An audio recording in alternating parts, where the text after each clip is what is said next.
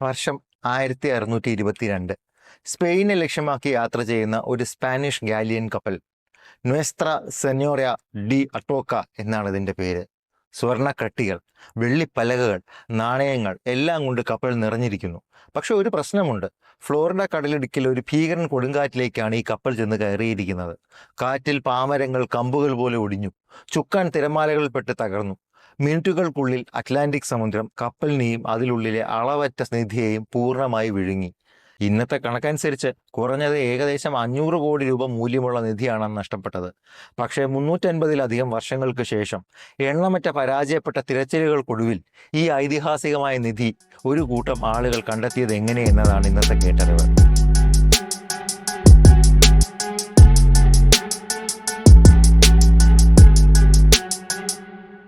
അട്ടോക്ക അതിൻ്റെ ഭീകരമായ അന്ത്യം നേരിട്ടപ്പോൾ തുടക്കത്തിൽ സ്പാനിഷുകാർക്ക് ഏകദേശം എവിടെയാണ് കപ്പൽ മുങ്ങിയതെന്ന് അറിയാമായിരുന്നു. പക്ഷേ ഏതാനും ആഴ്ചകൾക്ക് ശേഷം മറ്റൊരു കൊടുങ്കാറ്റ് ആ പ്രദേശത്ത് കൂടി ആഞ്ഞടിച്ചു. ഈ രണ്ടാമത്തെ കൊടുങ്കാറ്റ് അട്ടോക്കയെ കഷ്ണങ്ങളാക്കി അതിലെ നിധിയെ കിലോമീറ്ററുകളോളം കടലിൻ്റെ അടിത്തട്ടിൽ ചിതറിത്തെറിപ്പിച്ചു. അങ്ങനെ അട്ടോക്കയുടെയും അതിലെ നിധിയുടെയും കൃത്യമായ സ്ഥലം കാലത്തിൻ്റെ കുത്തൊഴുക്കിൽ നഷ്ടപ്പെട്ടു. പക്ഷെ അട്ടോക്കയുടെ ഐതിഹ്യം മരിച്ചില്ല. കപ്പലിലെ കാർഗോ മാനിഫെസ്റ്റ് ഭാഗ്യവശാൽ നിലനിന്നു. എന്നാൽ 150 സ്വർണ്ണക്കട്ടികൾ, 1000 വെള്ളിപ്പലകകൾ, നാണയങ്ങൾ നിറച്ച 50-ലധികം പെട്ടികൾ എല്ലാം കടലിനടിയിൽ 350 വർഷത്തോളം വെറുതെ കിടന്നു. അത് കണ്ടെത്താൻ ഇറങ്ങിത്തിരിച്ചവരിൽ ഏറ്റവും ഡെഡിക്കേറ്റഡ് ആയിരുന്നത് മെൽ ഫിഷർ ആയിരുന്നു. കടലിനെ പ്രണയിച്ച, കടലിൽ ജീവിച്ച മെല്ല് ഒരു അസാമാന്യ മുങ്ങൽ വിദഗ്ധൻ കൂടിയായിരുന്നു. കാലിഫോർണിയയിൽ ഭാര്യ ഡിയോടൊപ്പം ഒരു ഡൈവിംഗ് സ്കൂൾ നടത്തിയിരുന്ന മെൽ 10,000-കണക്കിന് ആളുകൾക്ക് ഡൈവിംഗ് ഇൻസ്ട്രക്ടർ കൂടിയായിരുന്നു. കാലക്രമേണ അട്ടോക്കയെ അന്വേഷിച്ച് അതിലെ നിധി മോഹിച്ച് മെൽ തൻ്റെ കുടുംബത്തെയും കൂട്ടി അതിനായി ഇറങ്ങിത്തിരിച്ചു. ഒരു ചെറിയ ബോട്ട്, കുറച്ച് സാധാരണ മെറ്റൽ ഡിറ്റക്ടേഴ്സ്, പിന്നെ ചങ്കൂറ്റവും ആത്മവിശ്വാസവുമായിരുന്നു അവരുടെ ആകെയുള്ള ഇൻവെസ്റ്റ്മെൻറ്റ്.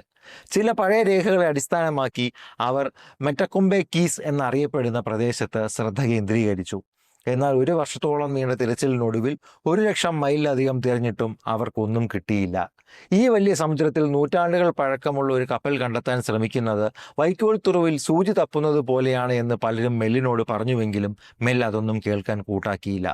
കൂടുതൽ ആവേശത്തോടെ മെൽ സെവില്ലയിലെ സ്പാനിഷ് ആർക്കൈവ്സിൽ പൊടി പിടിച്ച ഒരു പഴയ കടലാസ് കൊണ്ട് തപ്പിയെടുത്തു. കപ്പൽ മുങ്ങി 4 വർഷത്തിന് ശേഷം തയ്യാറാക്കിയ ഒരു രേഖയായിരുന്നു അത്. അതിലൊരു സ്പാനിഷ് രക്ഷാപ്രവർത്തനത്തെക്കുറിച്ച് പരാമർശിച്ചിരുന്നു. പക്ഷേ അത് മെറ്റക്കൊമ്പെ കീസിലായിരുന്നില്ല, മറിച്ച് മർക്കേസാസ് കീസ് എന്ന സ്ഥലത്തായിരുന്നു. മെല്ലിൻ്റെ ടീം കഷ്ടപ്പെട്ട് തിരഞ്ഞുകൊണ്ടിരിക്കുന്ന സ്ഥലത്ത് നിന്ന് 100 മൈലിലധികം അകലെ. മെല്ലും സംഘവും അവരുടെ തിരച്ചിൽ മർക്കേസാസിന് ചുറ്റുമുള്ള സമുദ്രത്തിൽ തുടങ്ങി. എന്നാൽ ഈ പുതിയ പ്രദേശത്തിൽ വെള്ളത്തിന് ആഴം വളരെ കൂടുതലായിരുന്നു. പോരാത്തതിന് അടിത്തട്ടിൽ കാഴ്ച വളരെ പരിമിതവും. എന്നാൽ ഇവിടെ മെൽ തൻ്റെ പ്രായോഗികമായ ബുദ്ധി പ്രയോഗിച്ചു. അവർ വലിയ ലോഹക്കൊഴലുകൾ ഉണ്ടാക്കി ബോട്ടിൻ്റെ പ്രൊപ്പലിന് തൊട്ടു പിന്നിലായി അതിൻ്റെ ഒരറ്റം സ്ഥാപിച്ചു. മറ്റേ അറ്റം കടലിൻ്റെ അടിത്തട്ടിലേക്ക് ഇറക്കി വെച്ച് ബോട്ടിൻ്റെ പ്രൊപ്പലർ പ്രവർത്തിപ്പിച്ച് ഉപരിതലത്തിൽ തെളിഞ്ഞ വെള്ളം നേരിട്ട് ഡൈവേഴ്സ് ജോലി ചെയ്യുന്ന കടലിൻ്റെ അടിത്തട്ടിലേക്ക് പായിച്ചു.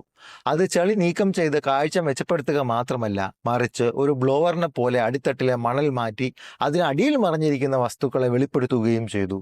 അങ്ങനെ 1971 ഒരു ദിവസം മണൽ മാറിയപ്പോൾ ഒരു ഭീമാകാരമായ നങ്കൂരം വെളിപ്പെട്ടു. താമസിയാതെ കൂടുതൽ പുരാവസ്തുക്കൾ പ്രത്യക്ഷപ്പെടാൻ തുടങ്ങി. മൺപാത്ര കഷ്ണങ്ങൾ, ഒലിവ് ഭരണികൾ, വാളുകൾ, പീരങ്കി ഉണ്ടകൾ, അങ്ങനെ പലതും. തങ്ങളുടെ കണ്ടെത്തലുകൾ അവർ കൃത്യമായി ഒരു മാപ്പിൽ അടയാളപ്പെടുത്താൻ തുടങ്ങി. പതുക്കെ അവരുടെ കഠിനാധ്വാനത്തിലൂടെ മാപ്പിൽ ഒരു പാറ്റേൺ വ്യക്തമാകാൻ തുടങ്ങി. പുരാവസ്തുക്കൾ കണ്ടുപിടിക്കപ്പെട്ട സ്ഥലങ്ങൾ മാപ്പിൽ ഒരു രേഖ പോലെ കാണപ്പെട്ടു. ഈ പാത പിന്തുടർന്നു പോയാൽ അതിൻ്റെ അവസാനം അട്ടോക്കയും അതിലെ ആ നിധിയും കാണുമെന്ന് മേൽ കണക്കുകൂട്ടി. 2 വർഷത്തോളം അവർ ഈ രേഖയെ ശ്രദ്ധാപൂർവം പിന്തുടർന്നു. പക്ഷെ പുരോഗതി വളരെ പതുക്കെയായിരുന്നു. പോരാത്തതിന് അവർക്ക് അധികം വിലപ്പെട്ടതൊന്നും കിട്ടിയതുമില്ല. പിന്നീട് 1973 ആദ്യം കണ്ടെത്തിയ നങ്കൂരത്തിൽ നിന്ന് ഏതാനും 100 അടി അകലെ മില്ലിൻ്റെ ഡൈവേഴ്സിന് ഒരു കൂട്ടം വെള്ളി നാണയങ്ങളും 3 ഭീമാകാരമായ വെള്ളി ബാറുകളും കണ്ടെത്താനായി. ഈ ഒരൊറ്റ കണ്ടെത്തലിന് അന്ന് $1,00,000 വിലയുണ്ടായിരുന്നു. എന്നാൽ കാര്യങ്ങൾ ഇങ്ങനെ പുരോഗമിക്കുമ്പോൾ തന്നെ മറ്റൊരു തടസ്സം സ്റ്റേറ്റ് ഓഫ് ഫ്ലോറിഡയുടെ രൂപത്തിൽ മെല്ലിനെ തേടിയെത്തി. മെല്ലും കൂട്ടരും കണ്ടെത്തിയ എല്ലാത്തിൻ്റെയും ഉടമസ്ഥാവകാശം തങ്ങൾക്കാണെന്ന് സ്റ്റേറ്റ് ഓഫ് ഫ്ലോറിഡ അവകാശപ്പെട്ടു. അത് അംഗീകരിക്കാൻ തയ്യാറാകാതെ മെൽ ദീർഘവും കഠിനവുമായ ഒരു നിയമ പോരാട്ടം ആരംഭിച്ചു. അതുപോലെ 1975 ജൂലൈ ഒരു രാത്രിയിൽ മെല്ലിൻ്റെ ഒരു ബോട്ട് മറിയുകയും അദ്ദേഹത്തിൻ്റെ മകൻ ഉൾപ്പെടെ 3 പേർ ദാരുണമായി മരിക്കുകയും ചെയ്തു. വ്യക്തിപരമായും തൊഴിൽപരമായും അത് മെല്ലിന് വലിയ നഷ്ടമുണ്ടാക്കി. അടുത്ത 3 വർഷത്തേക്ക് തിരച്ചിൽ തുടർന്നുവെങ്കിലും അവർക്ക് പുതുതായി ഒന്നും ലഭിക്കാതെയായി. ഈ ദുരിതങ്ങളിലുടനീളം മെല്ലിൻ്റെ മുന്നോട്ട് നയിച്ചിരുന്നത് കടലിൽ മുങ്ങിയ അട്ടോക്കയിൽ നിന്ന് രക്ഷപ്പെട്ട ഒരാൾ എഴുതിയതെന്ന് കരുതപ്പെടുന്ന ഒരു രഹസ്യരേഖയിലെ വിവരമാണ്. അട്ടോക്കയിൽ ഉണ്ടെന്ന് പറയപ്പെടുന്ന ഒരു വലിയ മരതക ശേഖരത്തെക്കുറിച്ചാണത്. എന്നെങ്കിലും ഈ മരതശേഖരം തൻ്റെ കയ്യിൽ വരുമെന്ന് മെൽ അടിയുറച്ച് വിശ്വസിച്ചു. ഇതിനിടെ 8 വർഷത്തെ പോരാട്ടത്തിനൊടുവിൽ മെൽ കേസ് ജയിച്ചു. അദ്ദേഹം കണ്ടെത്തുന്ന എന്തിൻ്റെയും 100% ഉടമസ്ഥാവകാശം അദ്ദേഹത്തിൻ്റെ തന്നെയാണെന്ന് സുപ്രീം കോടതി വിധിച്ചു. എന്നിരുന്നാലും അട്ടോക്കയ്ക്കൊപ്പം മുങ്ങിയെന്ന് പറയപ്പെടുന്ന അളവറ്റ ഈ നിധിശേഖരം മെല്ലിന് ഒരു വിധത്തിലും കണ്ടുപിടിക്കാനായില്ല. എന്നിരുന്നാലും തൻ്റെ തിരച്ചിൽ നിർത്തുവാൻ മെൽ ഒരുക്കമല്ലായിരുന്നു. ജൂലൈ 20, 1985 മെല്ലിൻ്റെ മകൻ്റെയും മറ്റ് 2 ജീവനക്കാരുടെയും ദാരുണമായ നഷ്ടം സംഭവിച്ച് കൃത്യം 10 വർഷം കഴിഞ്ഞ ദിവസം. അന്ന് മെല്ലിൻ്റെയും കൂട്ടരുടെയും മുമ്പിൽ അട്ടോക്കയുടെ 80 അടി നീളമുള്ള ഒരു ഭാഗം വെളിവായി. കൂട്ടത്തിൽ അവിടെ ഒരു സിനിമയിലെ രംഗം പോലെ കറുത്ത വെള്ളിബാറുകൾ കൂമ്പാരമായി കിടക്കുന്നുണ്ടായിരുന്നു. സമീപത്ത് നാണയങ്ങൾ നിറഞ്ഞ പെട്ടികൾ, ഡൈവിംഗ് ലൈറ്റുകൾ ഈ സ്വർണ്ണക്കട്ടികളിൽ തിളങ്ങി. അങ്ങനെ മെൽ ഫിഷറും സംഘവും അട്ടോക്കയുടെ നിധി കണ്ടെത്തി. കൂട്ടത്തിൽ ആ രഹസ്യരേഖയിൽ പറഞ്ഞിരുന്നതുപോലെ 2000-ലധികം മനോഹരമായ മിനുക്കാത്ത കൊളംബിയൻ മരതകങ്ങളും. അങ്ങനെ നീണ്ട 16 വർഷത്തെ പരിശ്രമത്തിനൊടുവിൽ മെൽ ഫിഷറിൻ്റെ അചഞ്ചലമായ വിശ്വാസവും അദ്ദേഹത്തിൻ്റെ ഗോൾഡൻ ക്രൂ എന്ന് അദ്ദേഹം തന്നെ വിളിച്ച സംഘത്തിൻ്റെ സമർപ്പണവും ഒടുവിൽ ഫലം കണ്ടു. അട്ടോക്കയും അതിലെ നിധിയും അവർക്ക് സ്വന്തമായി. നിങ്ങൾക്ക് ഈ സംഭവങ്ങളെക്കുറിച്ച് കൂടുതൽ അറിയാൻ താല്പര്യമുണ്ടെങ്കിൽ ഇതിനെക്കുറിച്ചുള്ള മറ്റു ലിങ്കുകൾ ഞാൻ താഴെ ഡിസ്ക്രിപ്ഷനിൽ കൊടുത്തേക്കാം. കൂടാതെ ഈ വീഡിയോ നിങ്ങൾക്ക് ഇഷ്ടപ്പെട്ടെങ്കിൽ ഇത് ലൈക്ക് ചെയ്യുക, നിങ്ങളുടെ അഭിപ്രായങ്ങൾ കമൻറ്റ് ചെയ്യുക.